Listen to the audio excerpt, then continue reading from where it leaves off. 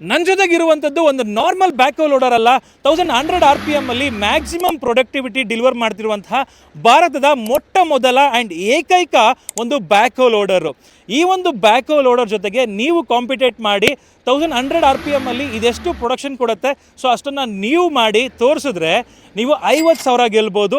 Challenge accept ಮಾಡ್ತೀರಾ ಅಂತ ಹೇಳಿದ್ರೆ ಪೂರ್ತಿ ವಿಡಿಯೋ ನೋಡಿ, ಇದ್ರ ಬಗ್ಗೆ ಇನ್ಫಾರ್ಮೇಷನ್ ಕೊಡ್ತೀನಿ ಯಾವ ಥರ ನೀವು ಚಾಲೆಂಜ್ ಮಾಡ್ಬೋದು ಅಂತ ಹೇಳ್ಬಿಟ್ಟು. ನಾನು ಮಾತಾಡ್ತಿರೋದು ಬಂದ್ಬಿಟ್ಟು ಬುಲ್ ಅವರ super smart BS5 high speed series ಬಗ್ಗೆನೇ.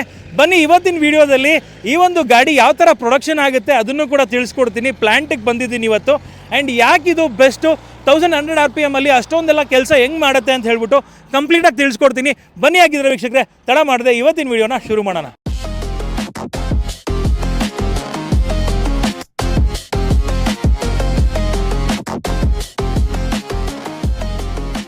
ಯಾವ್ದು ಗುರು ಇದು ಬ್ರ್ಯಾಂಡು, ಕಾಂಪಿಟೇಟರ್ಸ್ಗೆಲ್ಲ ಈ ಲೆವೆಲ್ಗೆ ಚಾಲೆಂಜ್ ಮಾಡ್ತಿರೋವಂಥದ್ದು ಅಂತ ನೀವು ಯೋಚನೆ ಮಾಡ್ತಾ ಇದ್ರೆ ಇದು ಬುಲ್ ಅಂತ ಹೇಳ್ಬಿಟ್ಟು ನಿಮ್ಗೆ ಲಾಸ್ಟ್ ಟೈಮ್ ಕೂಡ ಒಂದು ವಿಡಿಯೋ ಮಾಡಿದ್ದೆ ಇದ್ರ ಬಗ್ಗೆ. ಸೊ ಇದು ಬಂದ್ಬಿಟ್ಟು ನಂಬರ್ 2 ಬ್ರ್ಯಾಂಡು ಆ್ಯಸ್ ಆಫ್ ನಾವು ಬ್ಯಾಕೋ ಲೋಡರ್ಸಲ್ಲಿ. ಆ್ಯಂಡ್ ಇವರು ಇಂಡಿಯಾದಲ್ಲೇ ಈ ಒಂದು ಬ್ಯಾಕೋ ಲೋಡರ್ಸ್ನೆಲ್ಲ ಮ್ಯಾನುಫ್ಯಾಕ್ಚರ್ ಮಾಡಿ 71+ ಕಂಟ್ರೀಸ್ಗಳಿಗೆ ಎಕ್ಸ್ಪೋರ್ಟ್ ಮಾಡ್ತಾ ಇದ್ದಾರೆ. ಆ್ಯಂಡ್ ಗ್ಲೋಬಲ್ ಸ್ಟ್ಯಾಂಡರ್ಡ್ಸ್ ಇಟ್ಕೊಂಡು ಮ್ಯಾನುಫ್ಯಾಕ್ಚರ್ ಆಗ್ತಾ ಇದೆ ಅಂತ ಹೇಳಿದ್ರೆ ಅರ್ಥ ಮಾಡ್ಕೋಬೋದು ಯಾವ ಥರ ಒಂದು ಕ್ವಾಲಿಟಿ ಇದೆ ಅಂತ ಹೇಳ್ಬಿಟ್ಟು. ಸೊ ಬನ್ನಿ ಇವಾಗ ಈ ವೆಹಿಕಲ್ನ ಕಂಪ್ಲೀಟ್ ವಾಕರ್ ಔಟ್ ನೋಡ್ತಾ ಹೋಗೋಣ. ಈ 1100 RPMದು ಎವಲ್ಯೂಷನ್ ಬಗ್ಗೆ ಹೇಳಬೇಕಂತ ಹೇಳಿದ್ರೆ, ಇದು ಮುಂಚೆ 1300 RPM ಅಲ್ಲಿ ಏನು ಕೆಲಸ ಮಾಡ್ತಾ ಇತ್ತು ಅದನ್ನು ಇವಾಗ 1100 RPM ಅಲ್ಲೇ ಮಾಡ್ತಾ ಇದೆ. Same power, same output, but lesser RPM and fuel efficiency ಕೂಡ ಜಾಸ್ತಿ, ಅಂದರೆ ಫ್ಯೂಯಲ್ ಬರ್ನ್ ಕಡಿಮೆ ಆಗುತ್ತೆ. ಸೊ ಹೇಳಬೇಕಂತ ಹೇಳಿದ್ರೆ 1 ಅವರ್ಗೆ ಆಲ್ಮೋಸ್ಟ್ 1 ಲೀಟ್ರಷ್ಟು ಡೀಸೆಲ್ನ ಸೇವ್ ಮಾಡ್ತಾ ಇದೆ ಅಟ್ 1100 RPM ಅಲ್ಲಿ ಅಷ್ಟು ಕೆಲಸ ಮಾಡ್ತಿರೋದ್ರಿಂದ. ಅಂದರೆ ಒಂದು ದಿನಕ್ಕೆ 8ರಿಂದ 10 ಅವರ್ ನೀವು ಕೆಲಸ ಮಾಡ್ತೀರಾ ಈ ಗಾಡೀಲಿ ಅಂತ ಹೇಳಿದ್ರೆ 10 ಲೀಟ್ರ್ ಸೇವ್ ಮಾಡ್ಬೋದು. ಸೊ ತಿಂಗಳಿಗೆ ಎಷ್ಟಾಯಿತು ಲೆಕ್ಕ ಹಾಕಿ, ವರ್ಷಕ್ಕೆ ಎಷ್ಟಾಯಿತು ಲೆಕ್ಕ ಹಾಕಿ. ವರ್ಷಕ್ಕೆ ಲೆಕ್ಕ ತಗೋತೀರಾ ಅಂತ ಹೇಳಿದ್ರೆ 3,60,000 ನೀವು ಸೇವ್ ಮಾಡ್ಬೋದು. ಈ ಒಂದು ಮಿಷಿನಲ್ಲಿ ಡ್ರೈವರ್ ಜಾಸ್ತಿ ಥಿಂಕ್ ಮಾಡುವಂತಹ ಅವಶ್ಯಕತೆ ಇಲ್ಲ, ಆ್ಯಂಡ್ ಪವರು ಕೂಡ ಯಾವುದೇ ಕಾರಣಕ್ಕೂ ಲಾಸ್ ಆಗಲ್ಲ. ಯಾಕೆ ಅಂದರೆ ಇದು ವರ್ಲ್ಡಲ್ಲೇ ಮೊದಲನೇ ಗಾಡಿ APM ಟೆಕ್ನಾಲಜಿ ಜೊತೆ ಬಂದಿರೋವಂಥದ್ದು, ಅಂದರೆ ಆಟೋಮೆಟಿಕ್ ಪವರ್ ಮ್ಯಾನೇಜ್ಮೆಂಟ್ ಸಿಸ್ಟಮ್ ಅಂತ ಹೇಳ್ಬಿಟ್ಟು. ಸೊ ಇದೇನು ಮಾಡತ್ತಪ್ಪ ಅಂತ ಹೇಳಿದ್ರೆ ಎಲ್ಲದಕ್ಕೂ ಮೋಡ್ ಇರುತ್ತೆ, ಲೋಡರ್ ಮೋಡು ಮತ್ತು ಬ್ಯಾಕೋ ಮೋಡ್ ಆಗಿರ್ಬೋದು, ಡ್ರೈವಿಂಗ್ ಮೋಡು. ಸೊ ಈ ಥರ ಮೋಡ್ ಇರುತ್ತೆ, ಆಟೋಮೆಟಿಕಲಿ ಸೆನ್ಸ್ ಮಾಡುತ್ತೆ ಯಾವ ಥರ ಒಂದು ಮಿಷಿನ್ ಆಪ್ರೇಟ್ ಆಗಬೇಕು ಅಂತ ಹೇಳ್ಬಿಟ್ಟು.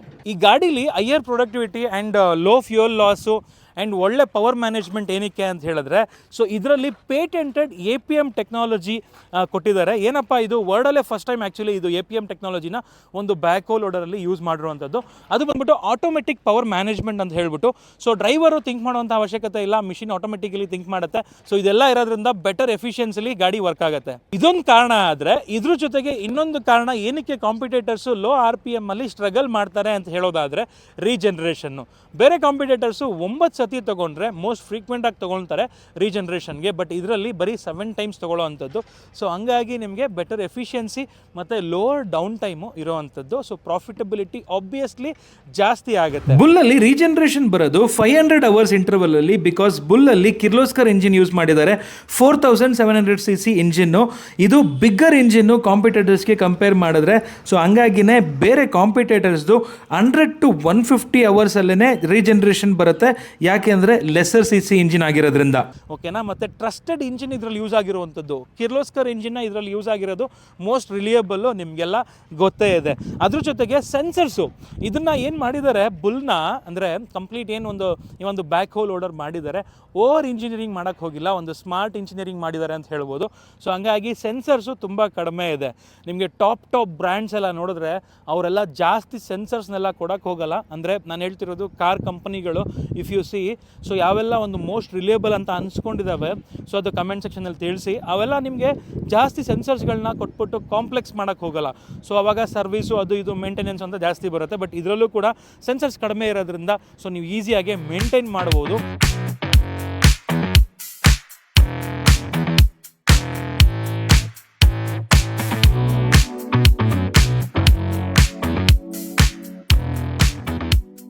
ಪ್ಲ್ಯಾಂಟ್ ನೋಡಿದ್ರಲ್ಲ ಎಷ್ಟು ದೊಡ್ಡದಾಗಿದೆ ಅಂತ ಹೇಳ್ಬಿಟ್ಟು. ಸೊ ದೊಡ್ಡದಾಗಿದೆ ಆ್ಯಂಡ್ ದೊಡ್ಡ ಮಿಷಿನ್ನು ಯಾವ ಥರ ಮ್ಯಾನುಫ್ಯಾಕ್ಚರ್ ಆಗುತ್ತೆ ಅಂತ ಹೇಳ್ಬಿಟ್ಟು ನಾನು ಫಸ್ಟ್ ಟೈಮ್ ನೋಡಿದ್ದು, ನೀವು ಕೂಡ ಫಸ್ಟ್ ಟೈಮ್ ಅಂತ ಅಂದ್ಕೊಂಡಿದ್ದೀನಿ. ಸೊ ಕಮೆಂಟ್ ಸೆಕ್ಷನಲ್ಲಿ ತಿಳಿಸಿ. ಆ್ಯಂಡ್ 7 ಅದ್ಭುತವಾದ ವಿಷಯಗಳು ಈ ಒಂದು ಬುಲ್ ಮಿಷಿನ್ ಬಗ್ಗೆ ಕಂಪ್ಲೀಟಾಗಿ ತಿಳಿಸ್ಕೊಡ್ತಾ ಹೋಗ್ತೀನಿ, ಬ್ಯಾಕ್ ಹೋ ಲೋಡರ್ ಬಗ್ಗೆ. ಸೊ ಈ ಒಂದು ಬ್ಯಾಕ್ ಹೋ ಲೋಡರು 4 ಮಿಷಿನ್ ಕೆಲಸ ಏನು ಮಾಡುತ್ತೆ, ಸೊ ಅದನ್ನು ಬೇರೆ ಒಂದು ಕಾಂಪಿಟೇಟರ್ಸ್ಗಳು 5 ಮಿಷಿನ್ ಬೇಕಾಗುತ್ತೆ. ಸೊ ಅಂದರೆ ಅಷ್ಟು ಪ್ರೊಡಕ್ಟಿವ್ ಆಗಿ ಇದೊಂದು ಕೆಲಸ ಮಾಡುವಂಥದ್ದು. ಪ್ರೊಡಕ್ಟಿವಿಟಿ ಬಗ್ಗೆ ಹೇಳಬೇಕಂತ ಹೇಳಿದ್ರೆ 15 to 20% ನಿಮಗೆ ಮೋರ್ ಪ್ರೊಡಕ್ಟಿವು. ಸೊ ಅದು ಕೂಡ ಲೆಸರ್ RPM ಅಲ್ಲಿ.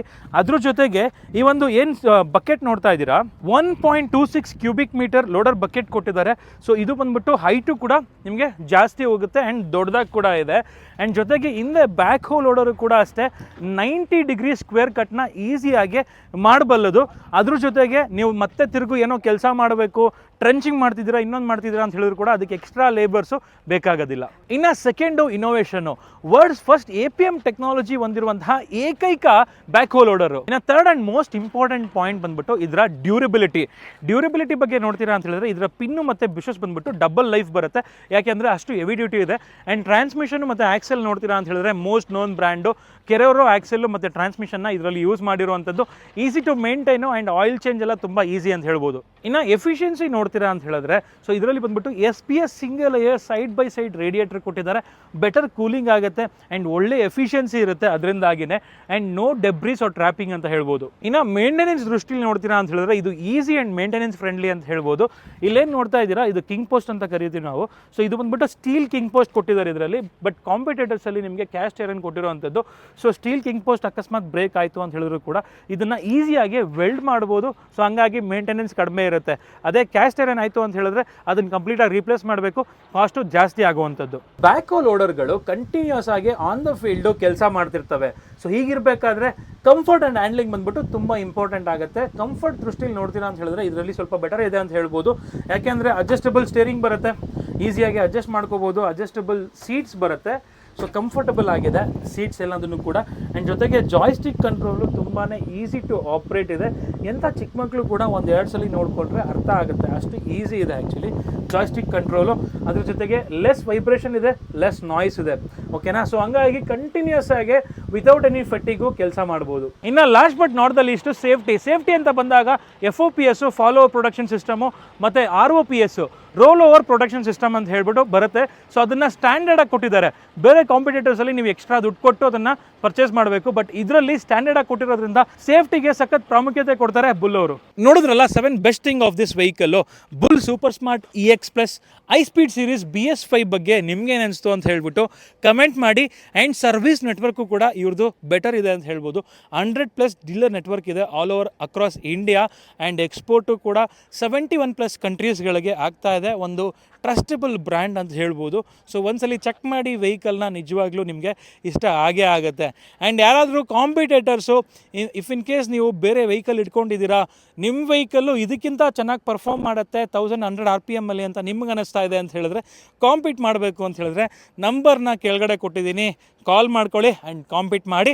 ಆದರೆ ನಮಗೂ ಕೂಡ ಕಾಲ್ ಮಾಡಿ, ನಾವೇ ಬಂದು ವಿಡಿಯೋ ಕವರೇಜ್ನ ಮಾಡ್ತೀವಿ ಅಂತ ಹೇಳ್ಬೋದು. ಸೊ ಈ ವಿಡಿಯೋ ನಿಮಗೆಲ್ಲ ಇಷ್ಟ ಆಗಿದೆ ಅಂತ ಭಾವಿಸ್ತಾ ಈ ವಿಡಿಯೋನ ಇಲ್ಲಿಗೆ ಎಂಡ್ ಮಾಡ್ತಿದ್ದೀನಿ. ಸಿಗೋಣ ನೆಕ್ಸ್ಟ್ ವಿಡಿಯೋದಲ್ಲಿ. ಅಂಟಿಲ್ ದೆನ್ ಪ್ಲೀಸ್ ಲೈಕ್ ಮಾಡಿ, ಶೇರ್ ಮಾಡಿ ಹಾಗೂ ಸಬ್ಸ್ಕ್ರೈಬ್ ಮಾಡ್ಕೊಳ್ಳಿ. Thanks for watching friends. Bye.